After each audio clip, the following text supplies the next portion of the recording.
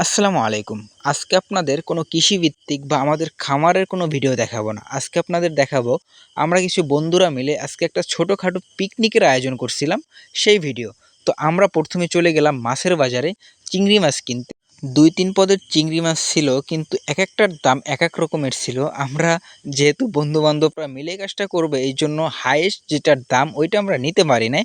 আমরা নিয়েছিলাম ৳৭৫০ কেজির চিংড়ি ওইটা। তারপর চলে যাই আমরা মুরগির বাজারে, কিন্তু মুরগির যে দাম চাচ্ছিল, তারপর যাই হোক আমরা তাকে কোনো রকমের বুঝাইয়া তারপর আমরা নিছি। এইটার দাম পড়ছিল হয়তো ৳১২৫০ মনে হয়।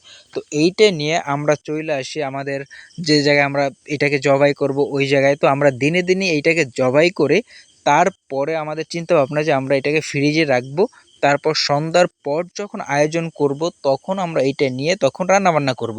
তো তাছাড়া আরও যে আমাদের জিনিসগুলো লাগছিল রান্নার জন্য সেইগুলো আমরা নিতে আসলাম সন্ধ্যার পরে মুদির দোকানে। তো এই জায়গায় হয়তো কত পদের ১২ পদের না ১৩ পদের আমরা মসলা সব কিছু মিলাইয়া লবণ যা কিছু আছে পেস্টে যা কিছু সব কিছু মিলাইয়া আমরা নিয়ে আসি। তারপরে সন্ধ্যার পরে এই যে দেখেন আমরা চিংড়ি মাছ করতেছে, কেউ, কেউ আবার মাংস করতেছে।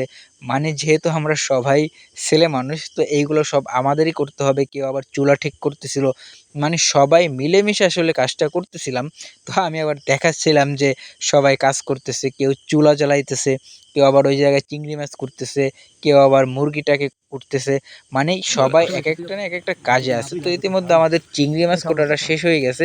দেখতে মাশাআল্লাহ অনেক সুন্দর লাগতেছিল। এই জায়গায় আবার আমার এক বন্ধু এটাকে মানে চড়াই দিছে, মানে যেটাকে রান্না বলে। রান্নাটা যা হইছে না আসলে অসাধারণ, জাস্ট অসাধারণ হইছে। একদম যেরকমের মহিলারা রান্নালে যেরকম মজাটা লাগে ঠিক সেরকমের। তো কেউ আবার ক্লান্ত হয়ে পড়ছিল। আমি আবার ওই জায়গায় মাংসগুলাকে ধুইতেছিলাম। আর ওরা তো যেন রান্না করতেছিল, ওদিকে আবার ও হাসতেছিল আমাদের এইগুলা দেখে, মানে হাসি তামাশাও করতেছিলাম। আর আমি তো এটা পা মাংস পরিষ্কার করতেছিলাম। সাথে আমার নাহিদ বন্ধু ও এটা করতেছিল। আবার ওইদিকে ওরা হাসাহাসি করতেছিল। মানে সবাই মিলেমিশে একসাথে থাকলে যেটা হয় আরকি, আমরা হয়তো ৬ জন না ৭ জন ছিলাম।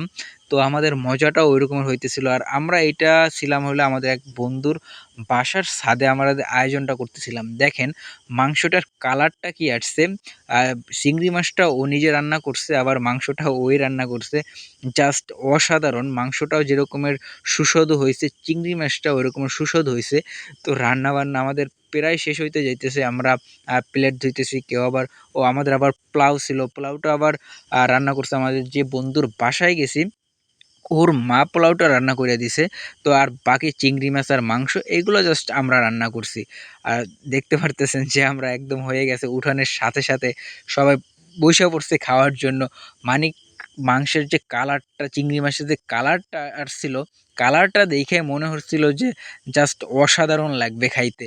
তো যেমনটা দেখতে হইছে খাইতেও ঠিক তেমনটাই মজা লাগছে। দেখেন সবাই বইসা পড়ছে।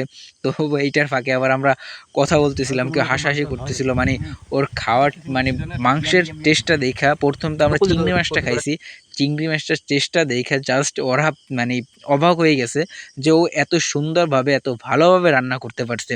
দেখেন জাস্ট সবাই মানে খাইতেছে, পরে চিংড়ি মাছের পরে আবার মাংস নিল। ওইটা খাইয়াও জাস্ট ওদের কাছে অসাধারণ লাগতেছিল। তো এই পর্যন্তই, সবাই খাওয়া-দাওয়া শেষ। তারপর সবাই বিশ্রাম নিতেছিল। তো ভালো থাকবেন সবাই। আসসালামু আলাইকুম ওয়া রাহমাতুল্লাহ।